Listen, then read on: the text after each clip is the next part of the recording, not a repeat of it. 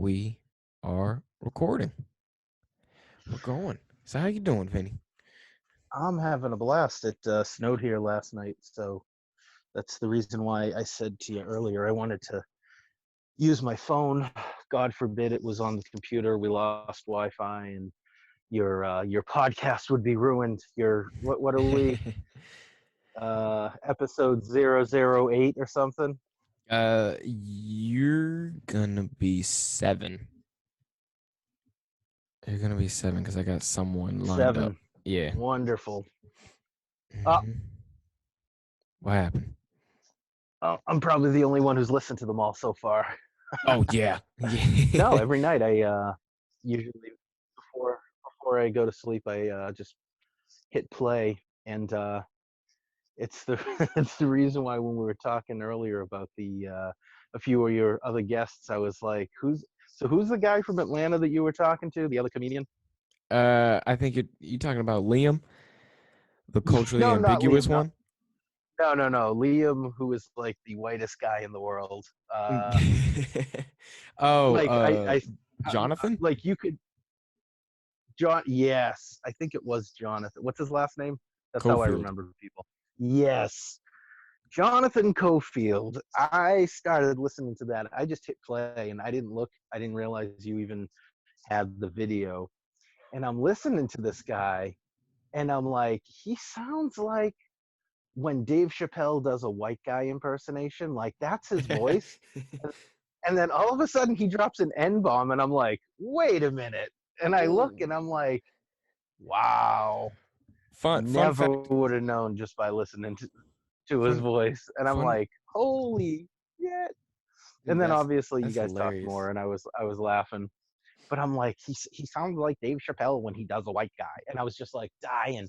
The rest of the whole podcast, like all that's all I could get in my head was like you were talking to Dave Chappelle doing that voice, and Dave Chappelle was just like messing with you doing the voice the whole time. No, fun fact about Jonathan, to prove that he's black, he went to Howard. So yeah, I he's as don't think black as they I don't come. think he needs I don't think he needs to prove, you know. Well, I think he according to just needs to you. show up to prove that. No, I just meant from how he sounded, and I'm like, it was just funny because people forget that in this, for in the audio world, you know, it's everyone's colorblind until they say what they are, and I don't know, but he was funny. That was a good one. I listened to the whole one. He was the one you wanted to beat up at the end, right? Oh yeah, he I was wanted to getting beat he was getting a Jonathan little up. too personal with you. Yeah, because I don't know if I explained it too well there, but there's a girl like You explained it enough. You yeah, explained it enough. I and thought that was funny. I'm oh yeah, like, wow, he's just totally blowing up your spot. I want to knock him out. That's funny. That was funny. It was no, I So love how's Jonathan. yeah, no, it was a great great interview, great podcast. You know what? Let me do this. Yeah, This you're might cutting work out a little better. bit. How is this? No. Hold on. I'm sorry. Hold on. I gotta. This stupid. I'm on the damn speakerphone because I had my headset in. hmm So I'm gonna see if. Okay. Yeah, I took it off Wi-Fi. It probably just took a second to cycle through. Yeah, you're good now. Okay. Good. Um. So yeah, Anthony J, Uncle Anthony for you took. He had all these books on tape, all the philosophers, and I listened to them all in high school. hmm So when they said take philosophy for college, I'm like, dude, I already consumed all this info. I already know it inside and out. Because first of all, it's a great thing to fall asleep to because it gets you thinking. Right. And uh, and then I switched. I wanted to become a teacher, and then after 1 year of grad school, I was like, this is not for me. Not for me.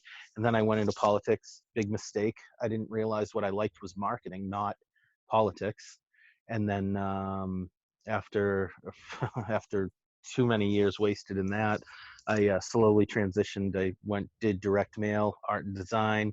Then I worked for a media company, and then got laid off, and then started my own. And uh, I wish I like looking back on it, I should have just started my own damn thing from the start, because it would have been less struggle. So you guys got to figure it out. You will.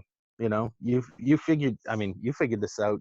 You're doing an amazing job. People don't realize that just how much you got to put into anything. Like how much work you got to put into it. Like you were talking about.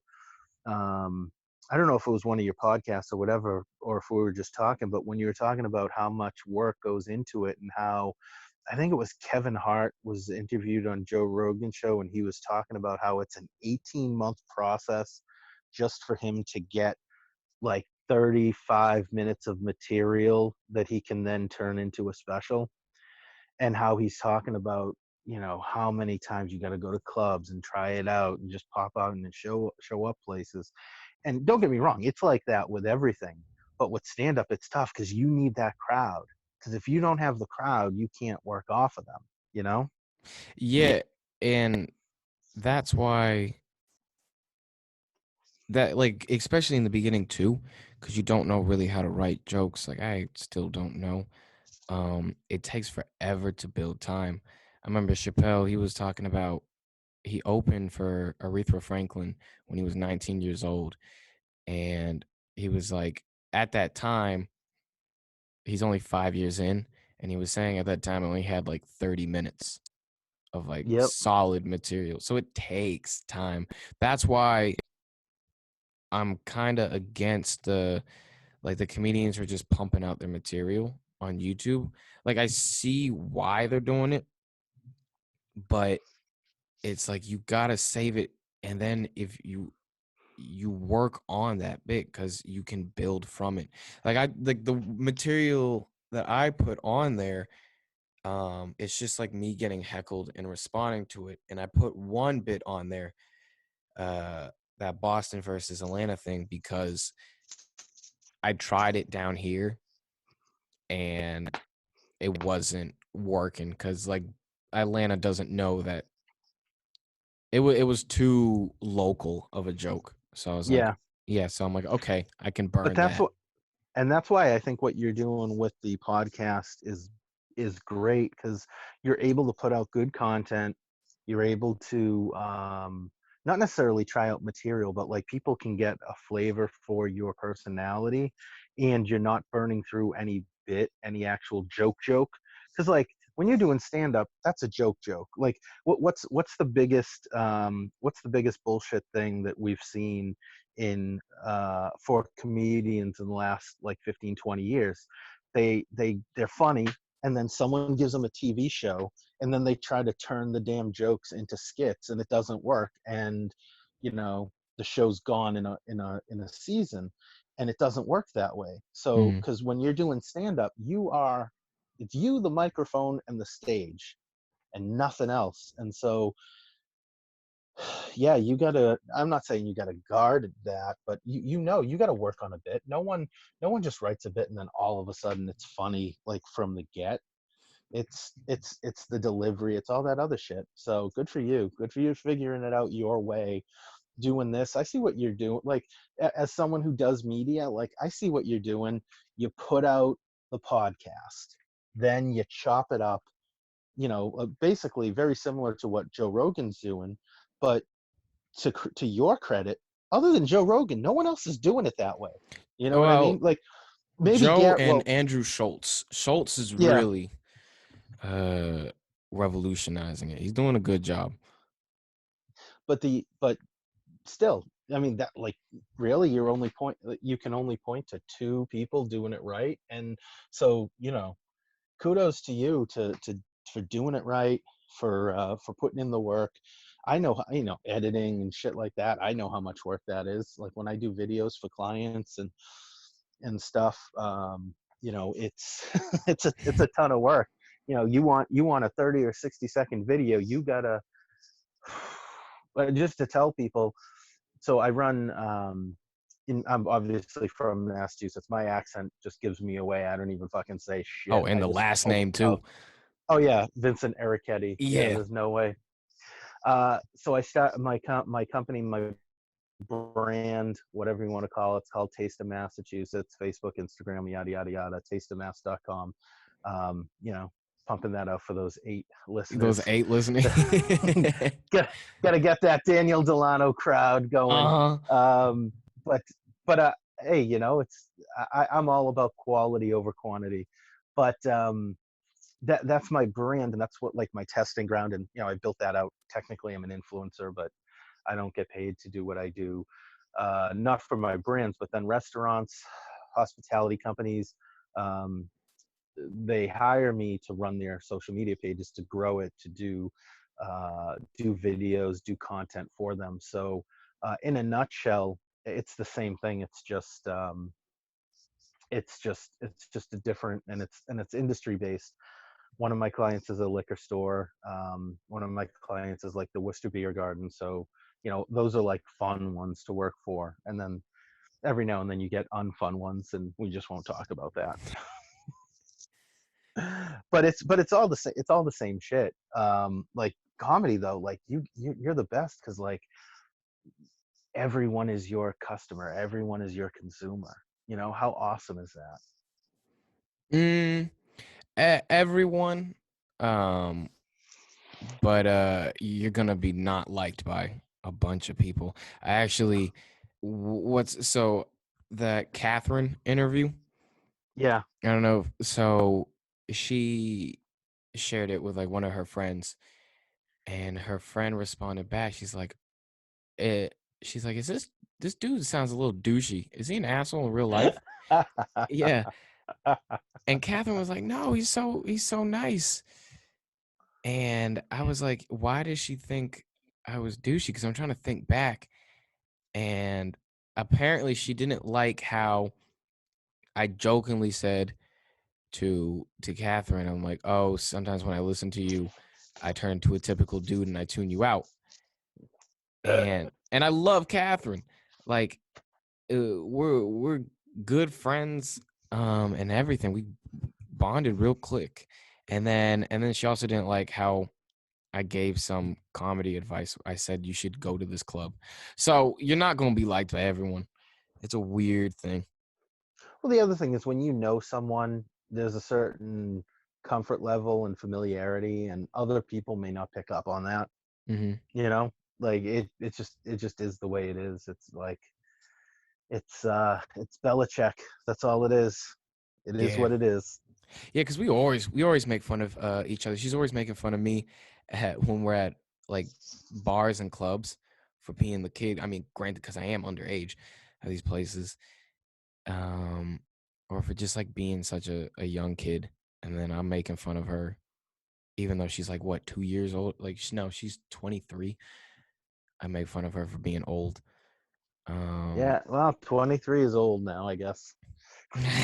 that's still young. It's still look, even there's a guy, you know, the guy I told you to listen to, Gary Vaynerchuk.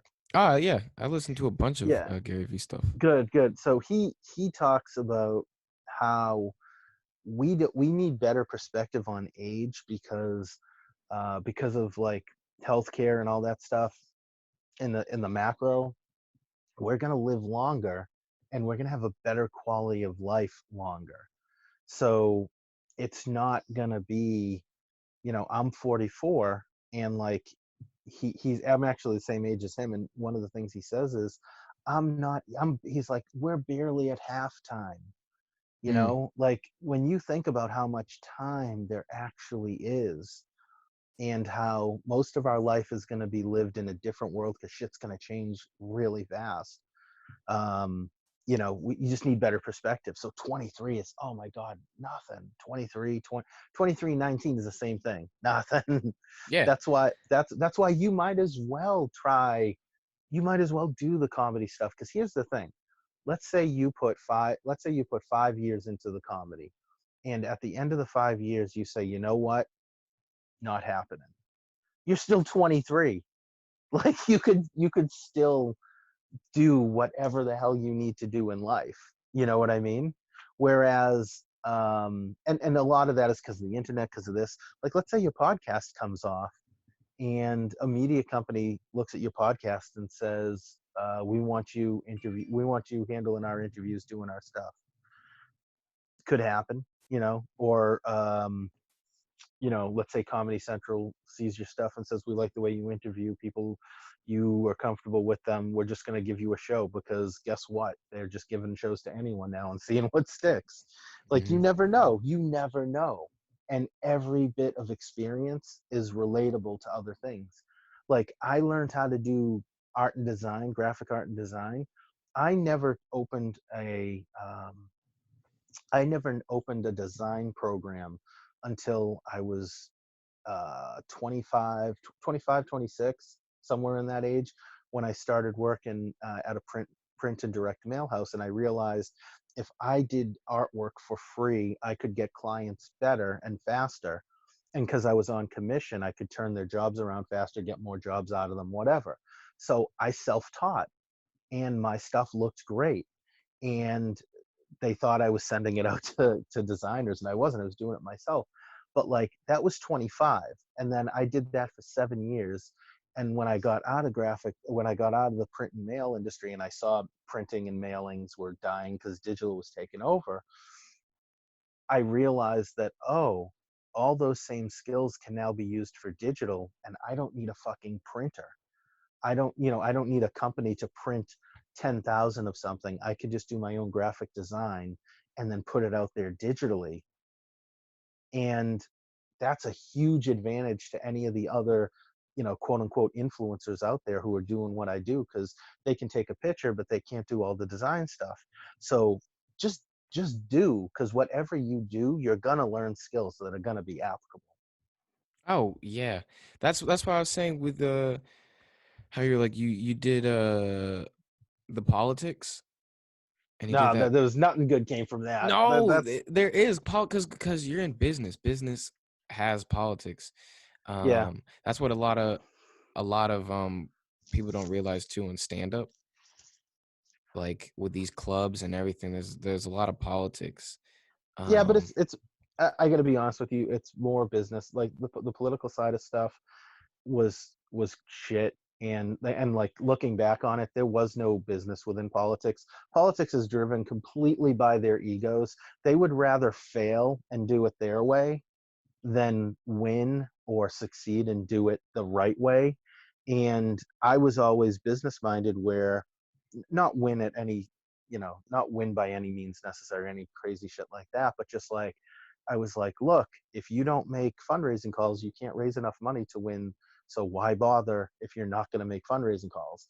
And that's just one example. But like, the business world is so much better, because the thing is, if you make money for someone in the business world, they respect you and they like you. If you raise money for someone in the political world, they think, oh, I was entitled to that. You raised it for me. It was my name on the letterhead. And it's like, yeah, asshole, but I was the one that did the freaking letters and signed your name instead of you, and, wrote PS, hope your dog gets better, because I follow them on social media and I know that they were donating to you because you have the same dog breed that they do. Like, that is the shit, okay? And that is the shit that is business. That is not politics. It's the thing people appreciate. We were chatting one time, and I'm like, look, doing the right thing is always the right thing, even if in the short term you lose out. Like, I did a bunch of stuff for, like, now obviously restaurants are hurting, and I did a bunch of stuff for free for clients.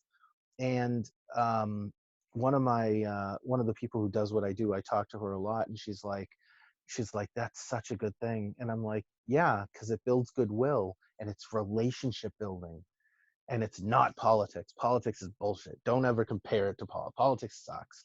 I'm telling you, this type of stuff, like, when you develop real relationships with club owners, club owners look at you guys as a dime a dozen. But when you build a real relationship with anyone in any form, that's when shit gets good, and that's when shit gets real.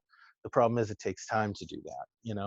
I think we had a conversation where I said you should stay in college and just go into marketing PR background because that will help you as a comedian more than anything else. Just even if even if it's just connections to people in that world who just can put you on. You know what I mean? All right. We're about to get into the college debate. This is no, I I don't. It's like why? Because fucking Oh no, you no, no, no. use your I'm words, not. Dan. Um, Hey, just remember, I'm in the Gary Vaynerchuk school of thought that college is overpriced and not worth it.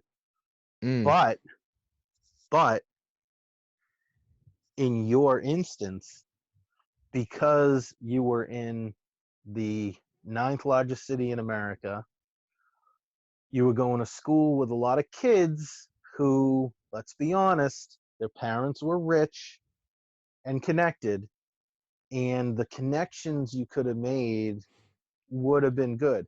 But that all that being said, I still think I still think it's six of one, half dozen of another in terms of whether or not it's of value to you with the path you want to be on. Because I got to tell you something, I helped a shitload of people out in politics. When I got laid off and needed help, not one of them. I emailed them all. I, swallowed crow, whatever phrase you want to use, whatever Southern grammar you guys use, swallow crow, whatever. Um, I did it all, and I reached out to all of them, and not one of those people came back at me, which means it was a waste. It was a complete waste of time. College is a little different. Friendships are a little different. Those relationships are real, unlike politics, where whatever. Business world, same thing. So it's the reason why I don't necessarily think your path is good or bad.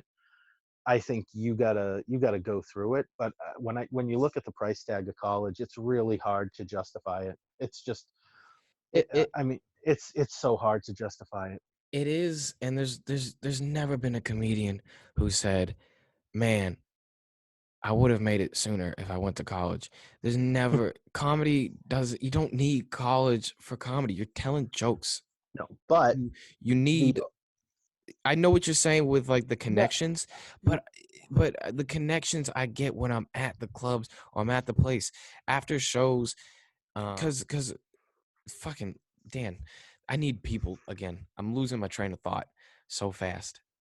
Are you feeling that? Like yeah, when you're just stuck at home, I don't know how to speak to people yeah, anymore. no, but you know what I noticed? My Mhm. voice, because I obviously I have a ton of meetings. I interact with people, whatever.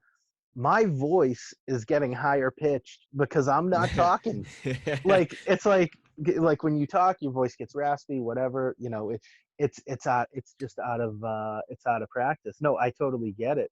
But it's to your point though, like it's the reason why you got to find that other avenue to where you can build relationships while you're doing this, because like it's the reason why like all those comedians that put a ton of content out online, um, they do it because it's the only way to get exposure, because no matter what, you're going to need new comedy bits in 2 years anyway. So anything anyone knows from you today, you might as well get you might as well get known first and then just keep going with it. But it's the reason why podcasting makes so much sense, because you can just interview the fuck out of people, and then people can get your feel. But like what other industries are there that are parallel to comedy?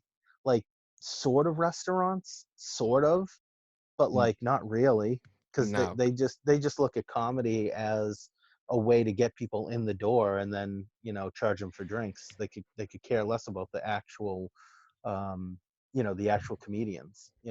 yeah, stand-up comedy is an art form like none other. There's no, there's nothing close to it. It's it's the feeling of being on stage and not knowing if your joke's gonna work or not. is incredible because it's not like with singing too. It's Right. not perfect. It's not the same every single time. You Did you Mhm. I hate to interrupt you, but like this is did you watch the Saturday Night Live they did last week where they did it all on Zoom with no audience? I just watched the weekend update. All right. I don't okay, so I watched I can't remember I think I watched 4 or 5 of their skits. The opening monologue and a few other things. It Mhm. was brutal to watch and it felt I don't think it was funny at all, but with no audience whatsoever, like one of the like the skit they did one skit that was a Zoom call, a Zoom office call, and like two of the people on it were supposed to be like just the HR director who was supposed to be like grandmas or whatever, and they didn't know what to do, and one brought it in the bathroom and whatever, but it wasn't funny at all, and it felt I don't know, it just felt rough, It and just to your point, like with no audience, it's hard, it you it know. it is brutal, but I think that just exposed how, like, bad SNL has been Yeah, recently. The only good part of SNL is, Weekend Update with Michael yeah, Che. Michael Che is hilarious, um, but that's the only and it's the only, like, edgiest part. SNL now is just it's too soft, and yeah, comedy's not meant to be soft. Comedy's meant to be yeah. like, "Holy shit, he said that?" Yeah, Um, you expect almost everything they do. Like if you see the skit, it's like, oh, I know where this is going. Yeah, yeah. there's not new because like I've been watching SN like I was a fan in the '90s when people said it sucked, and I'm like, what are you talking about? Will Ferrell's great, and Adam Sandler like the mid '90s where Mike Myers had left, Dana Carvey had left. Who was the guy? Dennis Miller had left. Like a lot of the people who were staples had left, and then um, you had Farley, and then the new guy, and then the other new ones, and everyone said it sucked, and I'm like, are you nuts? Like like when Chris Rock was supposed to be like just a, a featuring, like he wasn't even steady. I'm like, these guys are hilarious. What are you talking about? Mm. And then of course they all go on to have careers like bigger after. Um, and like to compare that to now, oh my God, it's brutal to watch. It's Oh, brutal. yeah. Yeah, rest in peace to Chris Farley. Uh, Oh my God. People don't I know a lot of there's a lot of guys like that. Like we talk about Patrice O'Neill. mhm. Patrice O'Neill. Holy shit. The funniest guy that never got recognition for it. Mm, Like everything he did was just hilarious.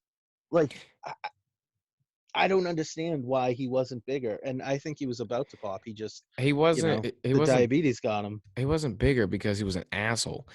Uh, there's a Oh, whole you mean in real interview. life? Yeah, he was a straight asshole. But There's a whole interview between him and Chris Rock. Like, Chris Rock's trying to explain to him, like, the politics of business, like, after you do something to, like, say yeah. thank you, and Patrice is just like, "Why would I do that?" He was like, "I'd rather burn a bridge." He's because Patrice Oh, I was, love that. He was honest though. Like he was true. He was honest. His best bit. I know no one else would think this. The funniest thing, because it got me thinking, and like it was just so real. He did a bit, probably a throwaway. Probably other people would think it's a throwaway bit, but he kept doing it. And he's like, "Look, I don't care. I know I have bullshit, and I know you have bullshit. But don't try to pass your bullshit off on me and expect me to not think it's bullshit because I know it's bullshit." And like I don't know, there's something that hit me on a very personal level. To I just when he said that, I said, "You are the best comedian." Oh my God, you talk about honesty.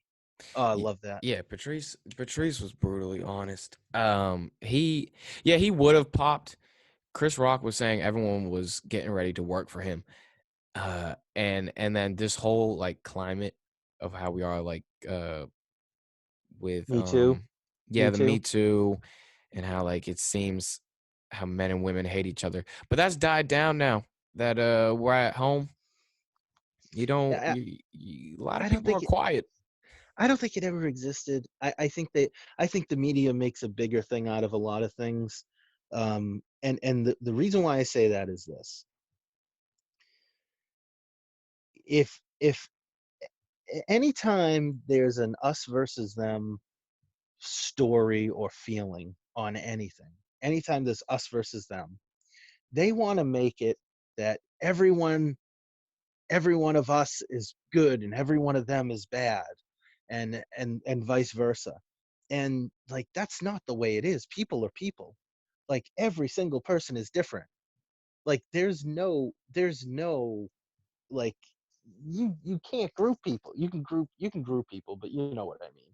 Mhm. Like in order for any of that type of shit to work, you have to just hate your hate the other people, and like it doesn't work. It doesn't work. You can't live like that. I mean, and if you do, it's a miserable existence, and it's not worth living.